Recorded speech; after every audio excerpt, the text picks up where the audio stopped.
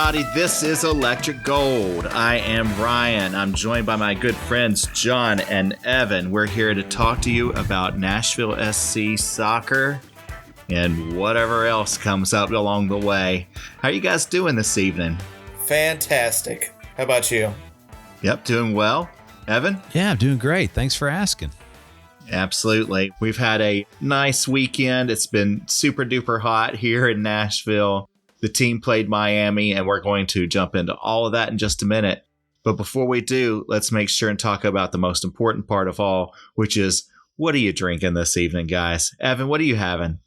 Hey, tonight I am really enjoying the OG IPA from the Sweetwater Brewing Company out of Atlanta. It is such a good beer. It's a hophead's dream. It's bright, flavorful.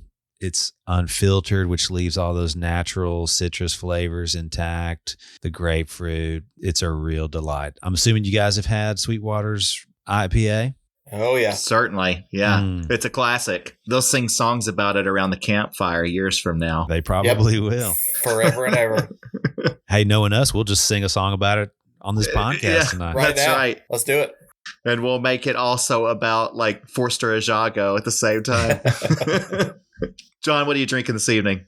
I am representing in Middle Tennessee. I am drinking the Impy IPA from Yazoo Brewing Company here in Madison. This one is interesting. Their Imperial IPA project, and depending on the batch date of brewing, it could be an entirely different beer every time you try it. So the one that I've got was brewed on March 19th of this year, and let me tell you about it. It's got a lot of like mint and vanilla kind of notes. Interesting. When you hold it up in the nose. It also's got kind of taste of like ripe strawberries, peaches. It is bitter, sharp. It's tasty. It is so good. So thank you, Yazoo. Now, you mentioned that it was easy on the nose, much easier than that shot that Big Joe took in the face. Ow. Ouch. Last night, right? Exactly. Yeah. Way easier on the nose than that. Guys, I'm also representing local tonight, all the way from Van Buren Street, Bearded Iris's Pep Talk, something I thought we could all use after the game last night. For sure. Good call. Yeah.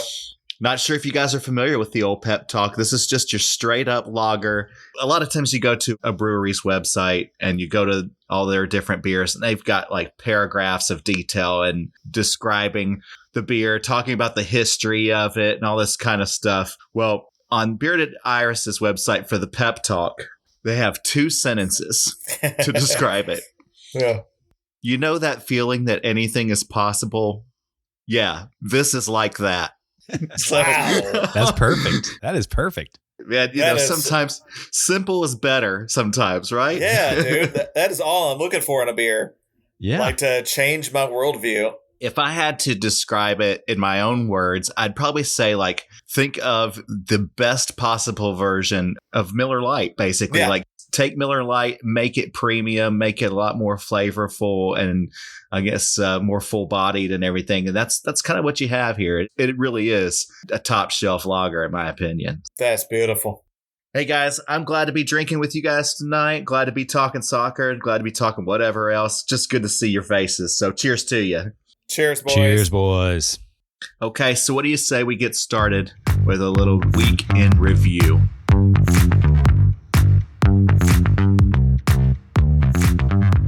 Could Nashville SC make it 3 in a row?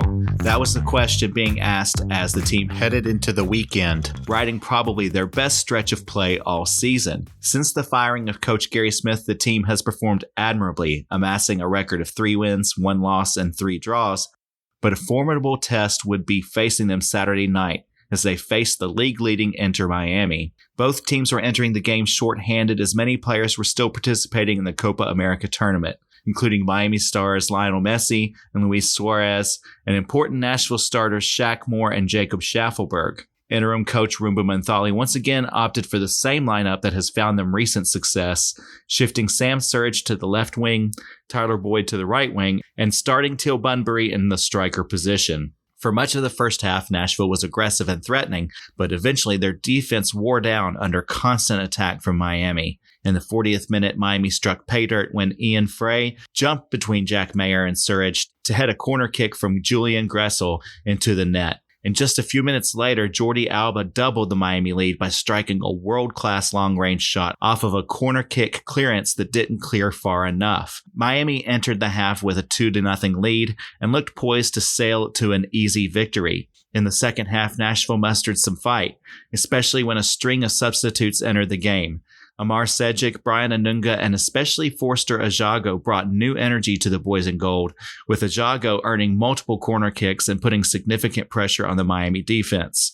Tyler Boyd earned a foul inside the box, and in the 73rd minute, Hani Mukhtar converted the penalty kick for his 100th goal in 4 seasons to cut the Miami lead in half. But that was all the offense Nashville could muster, and the team suffered just their second loss in the last 8 games. Nashville remains at 7th place in the Eastern Conference with a total record of 6 wins, 6 losses, and 8 draws. So that was the scene last night, guys. This is Sunday evening when we're taping. It was a hot one here in Nashville and Music City. It looked like the stadium was pretty full up. Neither John or I were in attendance, but Evan, you were there. What were your impressions of the crowd? Good looking crowd. They announced, of course, a sellout, but there were a few empty seats here and there. But it felt to me like there was at least 25, closer to maybe 28,000 in there. Good spirits going into the game despite the heat. Obviously, once the game started, that subsided considerably.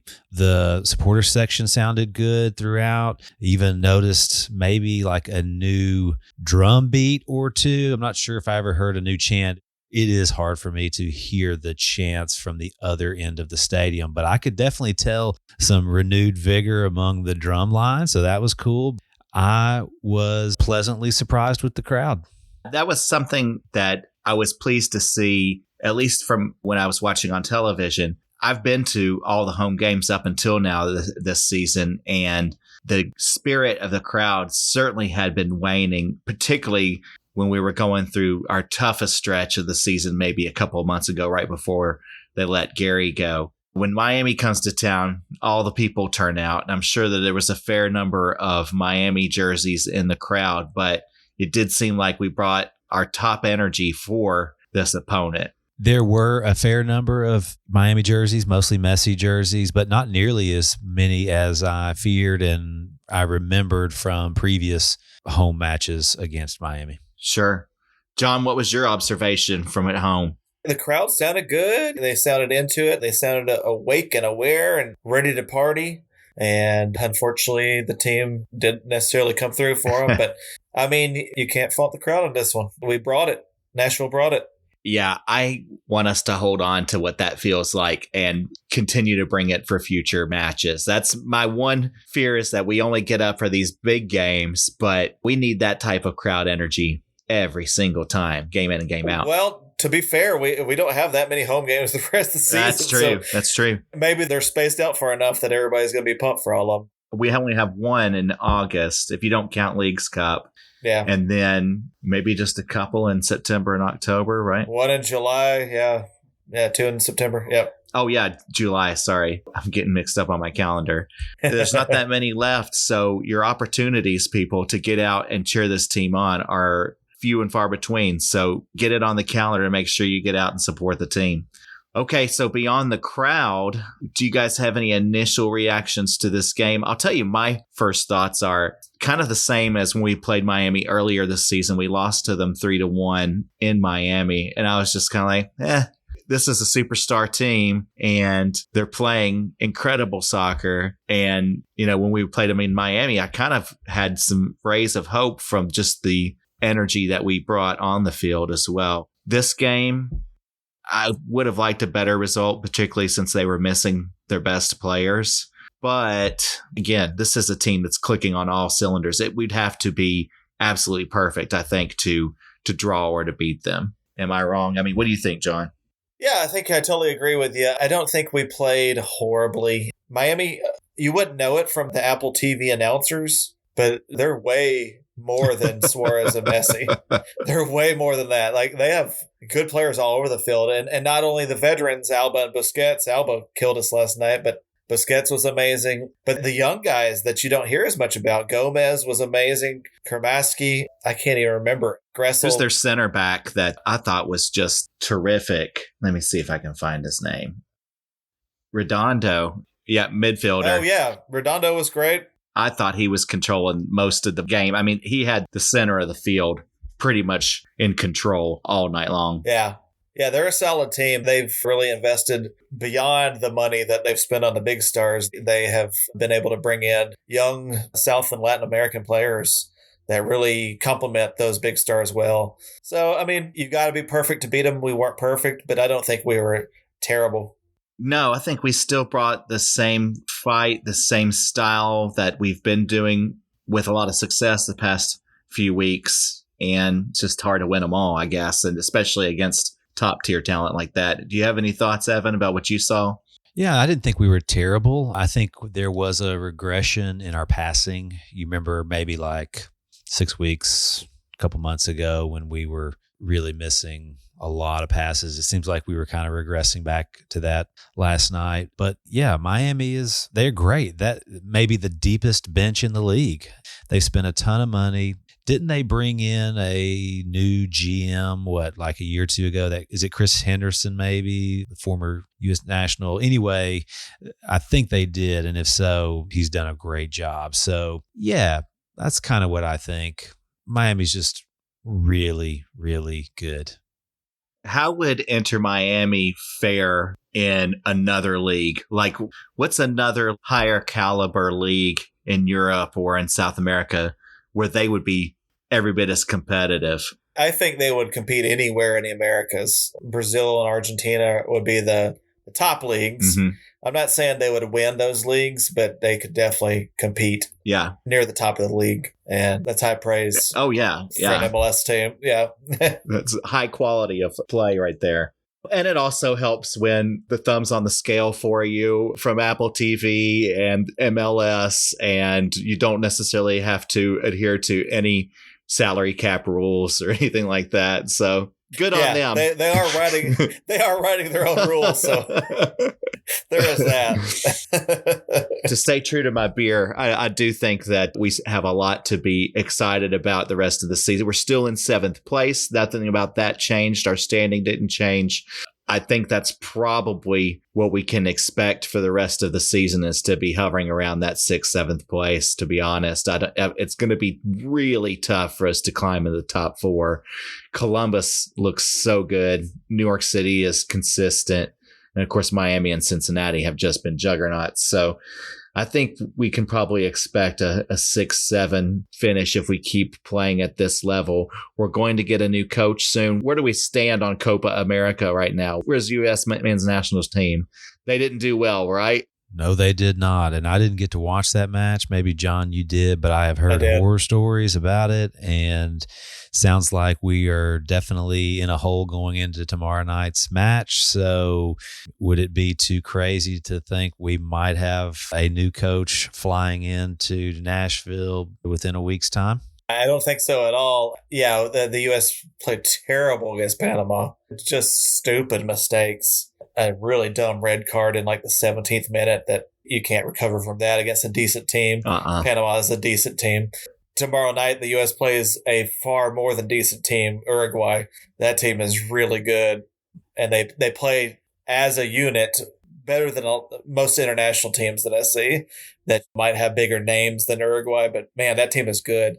So yeah, by the time this podcast comes out, we may already have that coach. Oh, wow. If the U.S. doesn't beat Uruguay tomorrow night, there is every chance that they'll be out of that tournament. And I don't know how quickly things could move after that. Let me ask you this. There's a lot of people calling for the head coach of the U.S. team, Greg Berhalter, to be fired. Now, would that create an interesting scenario where BJ Callahan might be considered as his replacement? And then would that be a more appealing job than head coach of Nashville SC? I mean, are we headed for some sort of controversy there? I was kind of thinking it during the Panama game, but I think if they were going to fire Berhalter, it's because the expectation for the next World Cup is really going to be high. I mean, anything less than the quarterfinals playing at home is going to be very disappointing to U.S. fans. So if they're going to get rid of him, they're going to go after some big name, I feel. Yeah. Somebody who can just get in there 2 years, get the job done. They're not going to take another risk on another not well-known American coach. So I think Callahan's coming here. Callahan's coming here. Klopp is going to take him. Wow. It could be interesting. I wouldn't oppose it. No shot for Gary Smith then. John nearly spit his beer out. Did you see that? That was really close. That was really close. I mean, he's free. Although I will say this, England advanced today in the Euros, but I'm telling you, Gary Smith is a better coach than Gareth Southgate. Ooh. Man, I should have saved that for a hot take. Settle. We're not there yet. Okay. Well, I'll tell you what. Let's get into a little bit deeper. Let's talk about. Oh, hell yeah.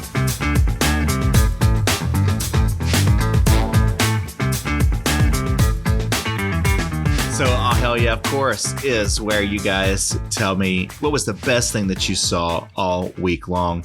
And Evan, we will start with you. What's your oh, hell yeah moment? Well, it has to be the earlier than last game's substitution of FORSTER AJAGO into the match. Yeah. Almost two different teams before and after he came in. His intensity, his desire to positively impact the game and score, and his aggression is just an absolute shot in the arm. And so when he came in and he was running all over, causing Miami's backline all kinds of trouble, making darting runs, diagonal runs through that backline nearly every time we got the ball past midfield was just so encouraging. I was just like, oh, hell yeah, give me some more of FORSTER. Hell yeah.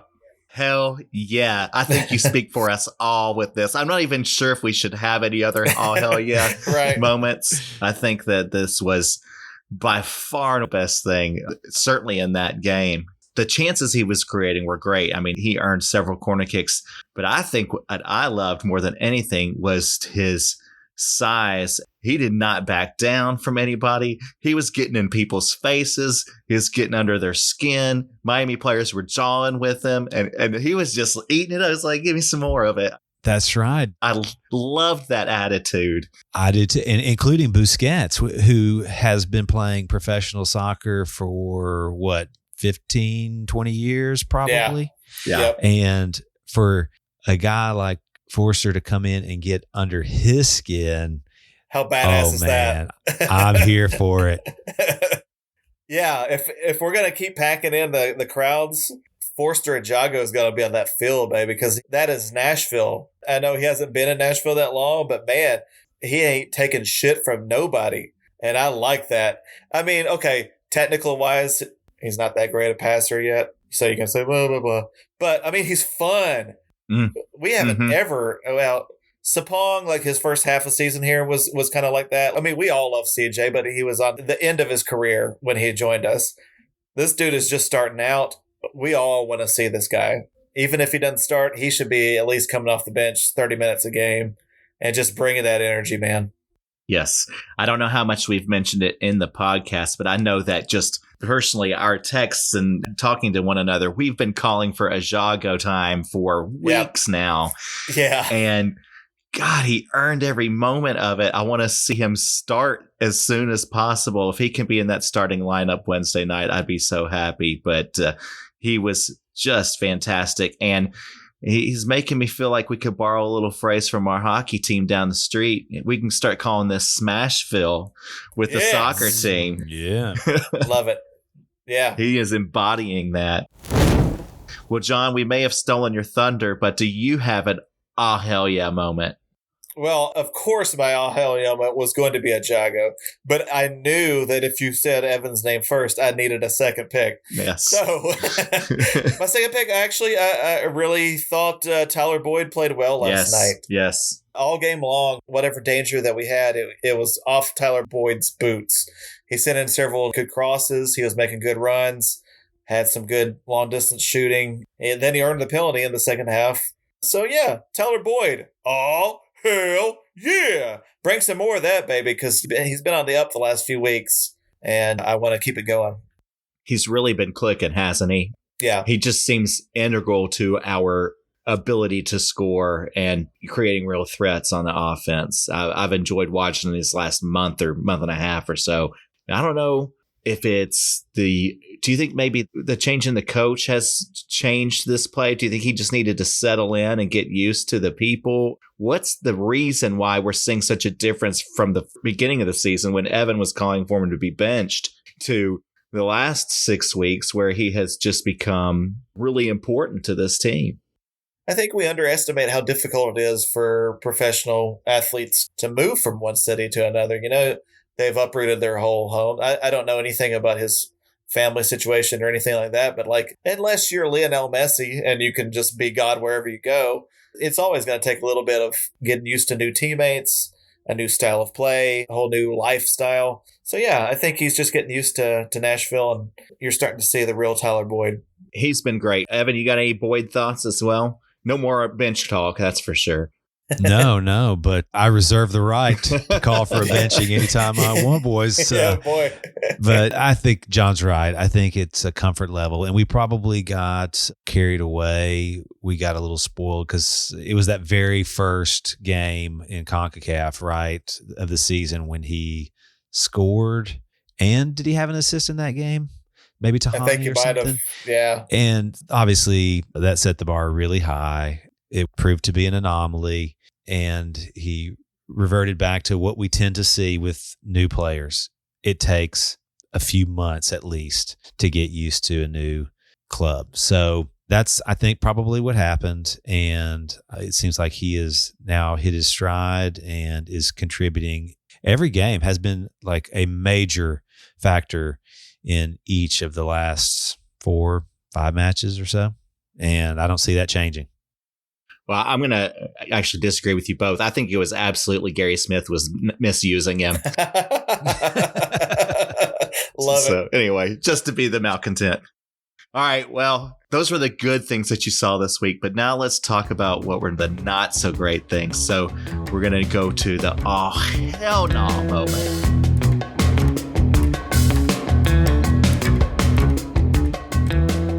And John, we'll stick with you this time. What's your oh hell no moment for this week? Well, this week it's just set piece defending. Both of Miami's goals came off of set pieces. And if you're going to be a defense first team, you got to make that shit count. You cannot give up set piece goals. And the first one, neither Surridge or Jack Mayer covered themselves in glory on that one. Surridge was there on the near post, and really, if you're on the near post, I know he's playing out of position on that left wing. He's probably playing more defense than he would have expected to, but you've got to clear that first post. And in the second goal, yeah, Alba hit a world-class shot, but it came off of a bad clearance that went straight down the middle of the field. When you clear a set piece, you got to clear it high and or away from the middle of the field, and we didn't either. So, yeah, we just the fundamentals. You know, the fundamentals made me say, oh, hell no. You can't give up set-piece goals to enter Miami, man. A team full of little Latin American midfielders, we can't be giving up set pieces to them.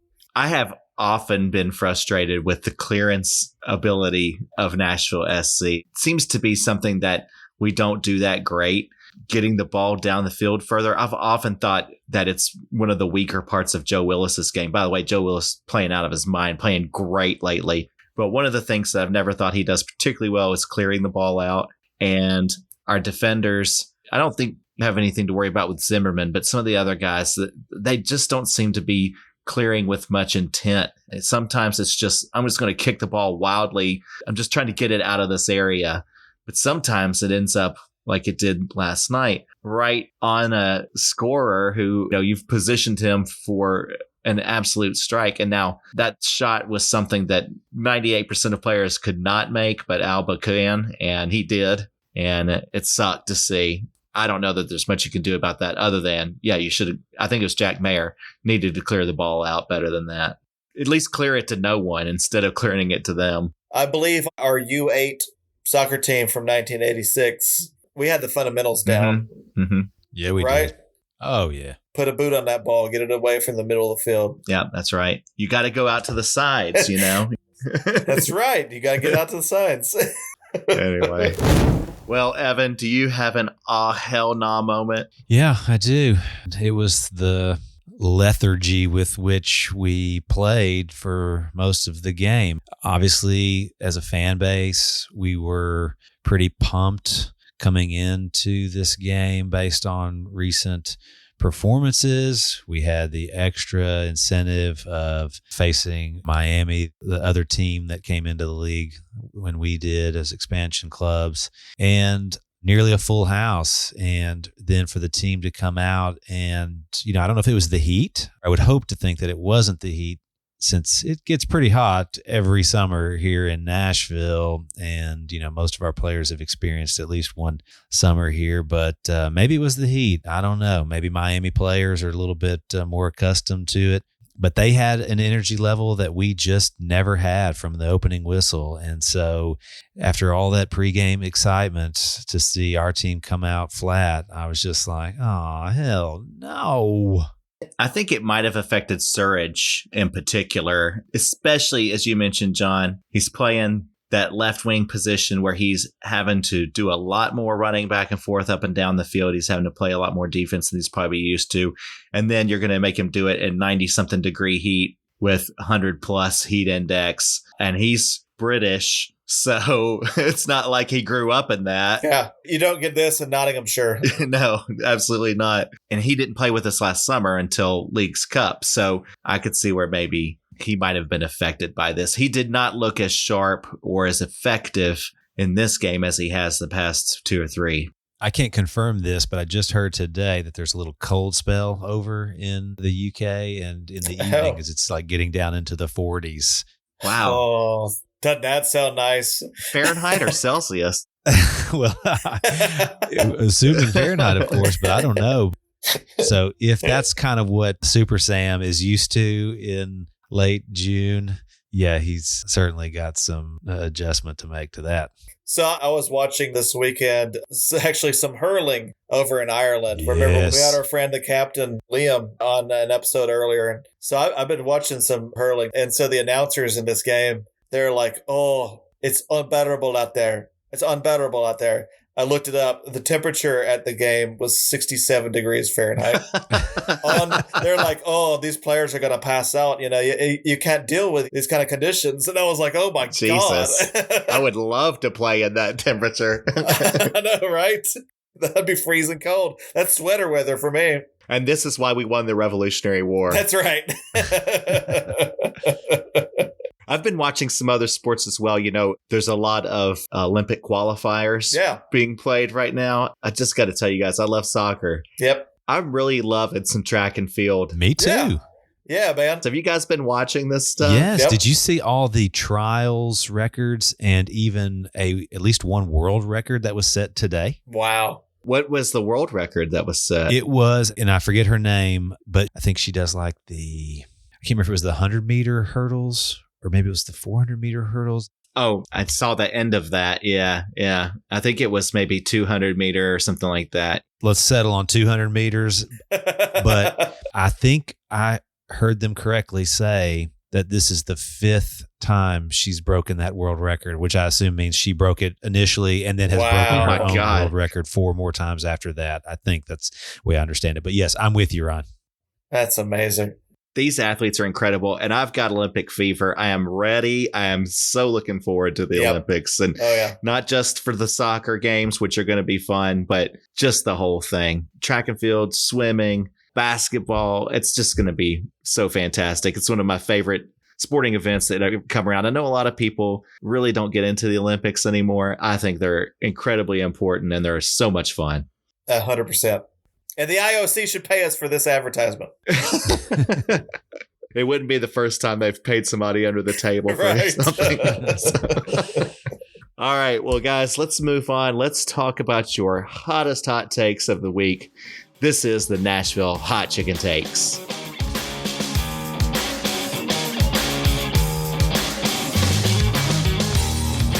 And I guess we will start with you, Evan, this time. What is your hot take? Hot take, this game was completely meaningless.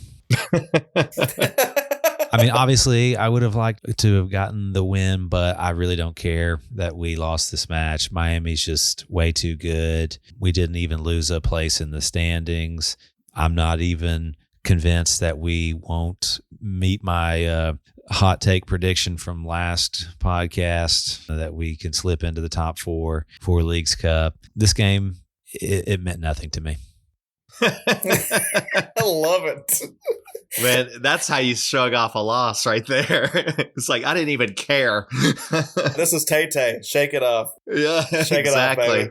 Now, of course, if we had won, it would have been totally different. Oh, man, like, yeah. Man, that was the most important game. Yeah, the most significant game all season. Yes, I totally would have done that. You're right. You know me well. But that did not happen. And so piss on it. Who cares? Yeah, who gives a fuck? Yeah, we are shaking it off. I like your attitude, man. All right, John, what's your hot take? My hot take is literally a hot take. MLS should switch to the European calendar. Oh, okay. The season should start in mid to late August and run through mid to late May. There should be like a break. January and February are cold as balls. So, our MLS season currently, it already starts in late February anyway. So there's going to be cold games no matter what you do. I think soccer in June and July is tedious. It's not good for the players. It's not good for fun soccer to be played when the players are just dying out there. Yeah. And when they have to take water breaks and stuff. Yeah, it doesn't make for great soccer. And if you shut down during the summer months, you could have room for these international tournaments and the players could be away at the international tournaments. It's exciting for them. They can be away and it wouldn't affect the season the way that it currently does. Both teams Saturday were missing key players and teams all over the league are missing key players. It's just the way of it. And it sucks. Man, soccer in the cold is way more fun. The players have to move faster to keep warm. I'm telling you, it makes for better soccer. Every time in the Premier League, when's the best time to watch Premier League? Boxing Day through New Year's. Yeah. It's cold as crap. The games are so fast. They're fun because the players don't want to freeze to death. We should be playing that time. I know what the main objection to this is going to be. They don't want to compete with the NFL. You got it. Yeah. But we already are. The NFL is a year-round thing. The media attention of the United States, no matter what time of the year, is going to be on the NFL. And I know that attendance goes down a little bit once school starts, once football seasons start. I mean, you got to grow the game. You got to have to just put the game out there, put the best version of the game, and people will keep coming. I really think over time that switching to this European season would be a benefit to MLS. Yeah, I completely agree with this. And the competition with the NFL, that was probably more significant back when MLS first started, but it's not nearly as significant now. And to your point, John, earlier about, maybe even taking some time off in January or February, I don't even think you would necessarily have to do that. We already accommodate the heat in the summer by scheduling games typically more up north. We could just do the flip side of that in the winter here, just play winter games more often than not in the South. And so they should have done this at COVID. That was the perfect time to make the switch. Yeah. And boy, did they really miss an opportunity there. So I'm actually thinking that really the competition is not the NFL at all, but actually the NCAA, because in most cases, we're not playing a lot of Sunday games anymore. And correct.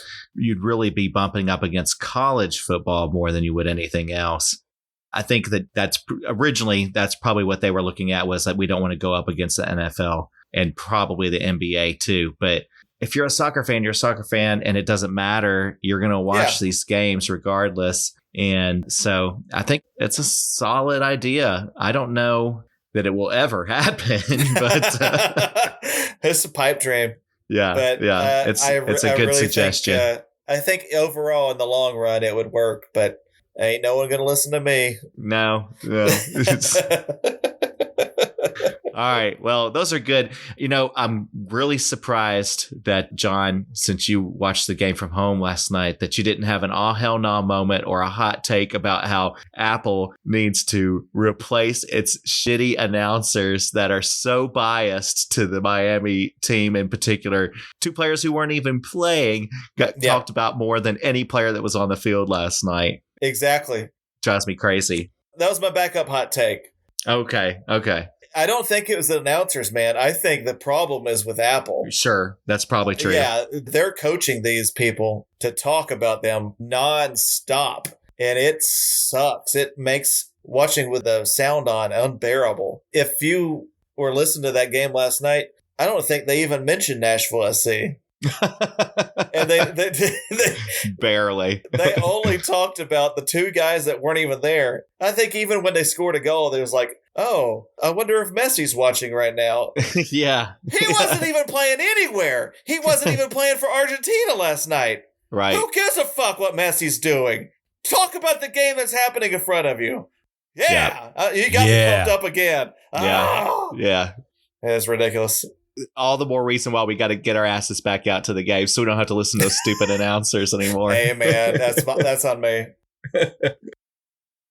All right, guys. Well, I've got a fun segment for us lined up next. I'm not even sure what to call it, but I thought it would be. Oh, yeah, I know what we can call it. This is going to be called Compare and Contrast.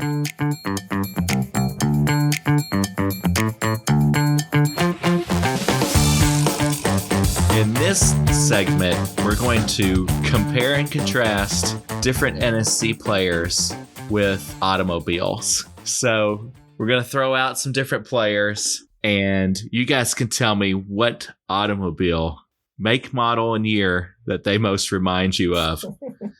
And we'll just kind of go back and forth with you guys. So, John, I'll start with you. Yeah. Tell me what vehicle Joe Willis reminds you of. Joe Willis, in particular, reminds me of a 1988 Plymouth Horizon. So a vehicle that you hold very near and dear to your heart, isn't it? So my first vehicle was a 1988 Plymouth Horizon. Hatchback. It's a beaut, Clark. It was a tiny hatchback. I barely fit in the fucking thing. It was exactly like there's that Simpsons episode where there's a really tall guy in a small car. And Nelson laughs at him, and he's like, "This is the best kind of car I could afford." I can't even remember what he says, but yeah, that was me entirely in this tiny little hatchback. I would crack my knees trying to get into the thing. I tell you this though, it got me from place to place. So Joe Willis, he's not the sexiest goalkeeper you can think of in the world. Speak for yourself. No, I'm not talking about physical. Yes, Joe Willis with a mustache is the sexiest goalkeeper you can think of. I'm saying, like, in terms of his skill, he's not Manuel Neuer, or I don't even know who's the good goalkeepers anymore. Jan Oblak. But he gets the job done, man. If he's got to block a ball with his face, he blocks a ball with his face. He's not afraid of anything. My favorite ever Joe Willis moment, he flipped a bird after saving a penalty against Cincinnati in 2021. That's right. I do remember that. He did not give a fuck, man. Joe Willis is awesome. Yeah. And so was my 1988 Plymouth Horizon. This thing, it was a piece of shit when I got it, but it got me from place to place. I drove that thing for 6 years. It was the best car I could have had at the time. Joe Willis is the best goalkeeper we could have had. From an expansion team on, Joe Willis. He's my 1988 Plymouth Horizon. Oh, reliable. You know, I hated riding around in that car. And And when there would be like 4 or 5 of us squeezed into it, and then we would like go somewhere, and when we would pour out of it, it was like we were coming out of a clown car or something. Totally. Yeah. Yeah. It was no place for a group of 4 or 5 human beings to fit, but yeah, almost grown men. We made it happen. Yeah. All right, Evan, what vehicle is Tyler Boyd? Tyler Boyd is like a 1968 Triumph Spitfire. Ooh. I mean, this is kind of one of those like James Bond looking cars. It's small, it's sleek, it's fast, and you can probably pull some pretty wicked stunts in that thing. So, Tyler Boyd is fast. He's small and wily. He's got crazy ball skills. Lately, with his confidence brimming, he's been like each game pulling off some new techer, and I think he kind of reminds me of a 68 Triumph Spitfire. Love it. I love that. And when you're riding around in a car like that, you want to look your best. You want to be dressed sharply. You want to have your shirt tucked in, just like Tyler Boyd. Okay, John, let's talk about a player we haven't got to see that much lately. Tell me, what kind of car is Jacob Schaffelberg? Jacob Schaffelberg, to me, is a 1982 DMC DeLorean. Ooh. He looks like he's from the 80s with that hair. He gives up a vibe like he is not of these times. Yeah, he's a time traveler. He's an old school dude. And yeah, he totally reminds me of the DeLorean, which was obviously the coolest looking car of the 80s. And entirely because of Back to the Future. Yes. Nobody would have ever talked about the DeLorean again if it wasn't for Back to the Future. Yeah. They turned it into a time machine. And Jacob Schaffelberg with that old school haircut. And still, he's sleek, he's fast. I don't think the DeLorean was that good of a car. It really wasn't. No, it wasn't very reliable. But I'll say in the movie, Doc Brown got it going up to 88 miles an hour. Sure. And if anybody on the NSC can run 88 miles an hour, it's got to be Jacob Schaffelberg. There you go. That's it. I love it. Okay. Well, let's keep moving then. And Evan, I'm going to come back to you. Probably our MVP this season. What kind of vehicle is Walker Zimmerman? Oh my gosh. Yeah, I think you might be right. Walker is like a 1991 Humvee, like Desert Storm era, dominating the battlefield type of vehicle. Armored, bulletproof glass. It cannot be defeated on the battlefield. Cannot be defeated. And, I think it was like the next step up from the Jeep, which was really meant more for like transportation. And then they realized they needed something a little bit more serious. And that's where the Humvee came. And, they armed those things. Some of them had machine guns and God knows what else mounted to them. And that's Walker, right? Sometimes he really contributes to the offense too, with some long passes, obviously on set pieces. He's very dangerous. So yeah, I'm thinking Desert Storm era Humvee. I love it. I think that's a perfect choice. All right, John, coming back to you. One more for you. I'm really excited about this one. What kind of vehicle is Alex Muyl? Oh, my God. Alex Muyl has got to be a 1987 Yugo GV.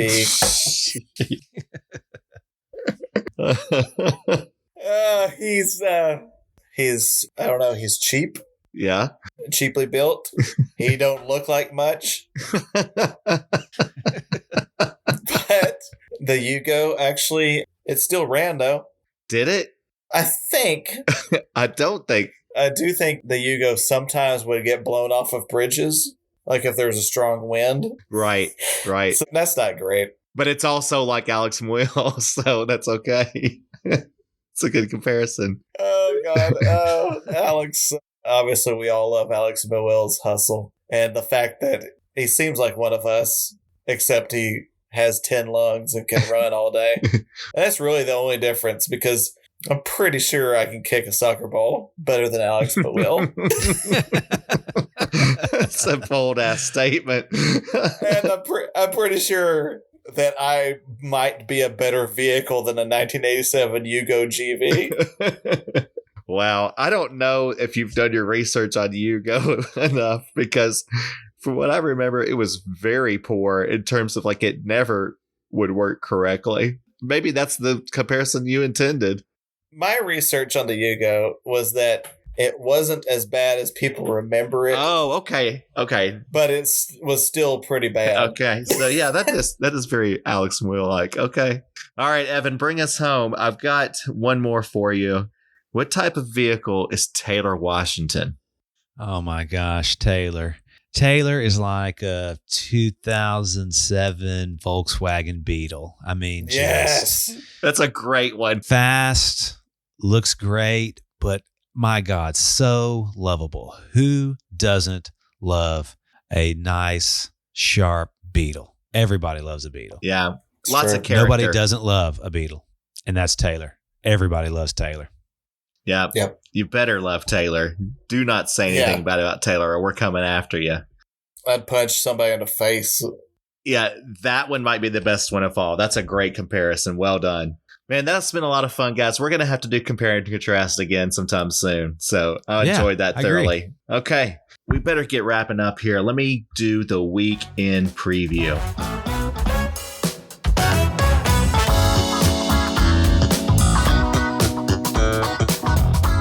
If the boys in gold plan on rebounding from the Miami loss, they will have to do so on the road. This Wednesday, they will face a powerhouse Columbus team that just beat New England 5-1 and is sitting in fourth place in the Eastern Conference with a record of 9 wins, 3 losses, and 6 draws. In fact, Miami and Columbus are the only teams in the conference who have recorded as few as 3 losses this season. Cucho Hernandez is the Columbus star that NSC will have to watch out for, as he has 10 goals on the year so far and has scored 6 goals in their last 4 games. After that trip to Ohio, Nashville SC will then travel cross-country to Portland for a battle on Saturday evening against the Timbers, who have put together a solid season so far and sit 5th in the Western Conference with a record of 8 wins, 7 losses, and 6 draws. Portland features a balanced attack with 3 players who have scored 9 goals this season: Brazilian midfielder Evander, Felipe Mora, and Jonathan Rodriguez, who was acquired earlier this season from the Liga MX powerhouse Club America. With a lot of travel and a late game time of 9:30 p.m. Central, the boys in gold will have to fight off jet lag to keep focus and try to find some success on the West Coast. So there you have it, guys. We've got a busy week ahead, all on the road. In fact, I think the next 3 or 4 games that we have are all on the road. It's going to take some doing for us to muster the offense and everything that we're going to need in order to be successful. But I'll ask you guys, what do you foresee happening this week? And John, I'll start with you. So Wednesday, we are in Ohio against a team that is playing really good soccer right now. And we are coming off a down game and possibly with even a new coach. It feels exactly like when we whooped Cincinnati's ass a few weeks ago, doesn't it? These were the same circumstances. We had just changed coaches.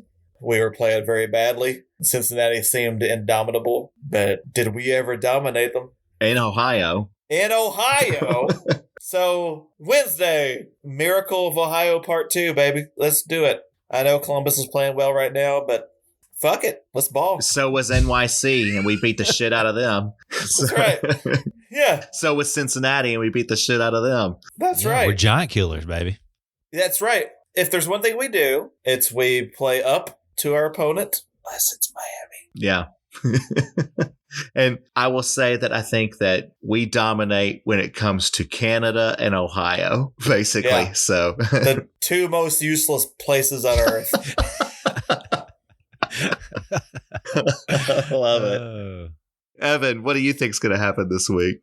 Well, before John spoke, I was kind of feeling like we'd probably just go up there and muster a draw. But now I think he's inspired me. I think he's right. We do tend to bounce back and play up, and we have knocked off some of these types of teams already this season. So, yeah, I think we come out of there with 3 points, baby. Woo. Yes. I like it. I like it. Any predictions for the Portland game next Saturday? I'm going to call that one a draw. That one's going to be a draw because of the travel and the late kickoff. Yeah, we'll get 1 point out of that one. Okay. What do you think, John? It's going to be tough. Portland have gotten way better lately. They've kind of clicked, and they have all three of their designated players scoring goals. Well, let's see. I'll call it a 4-4 tie. That's a lot of scoring.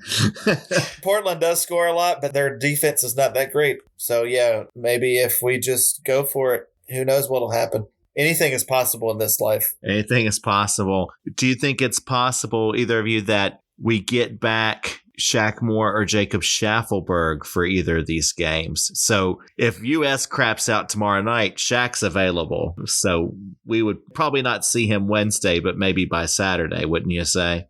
If the US drops out, Shaq could be back for Sunday.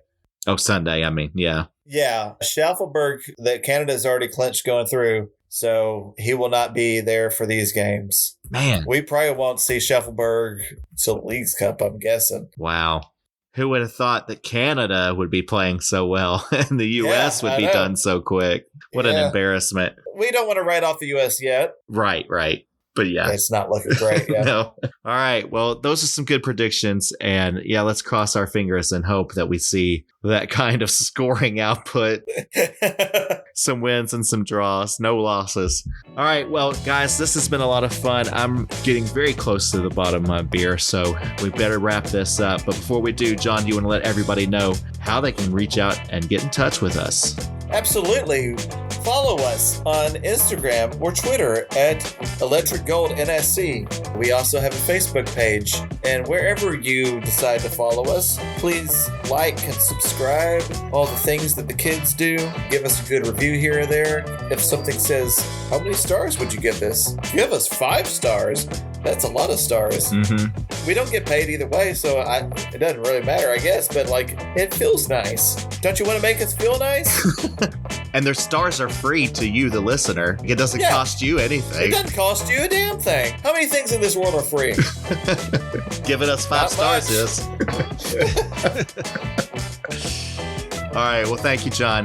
Guys, thank you so much for a lively discussion. And thank you to everybody out there for listening. We'll be back next week with another roundup of what's been going on with NSC soccer. Until then, keep rooting on the boys. Keep cheering for them. Make sure and come out to the games whenever we have one again.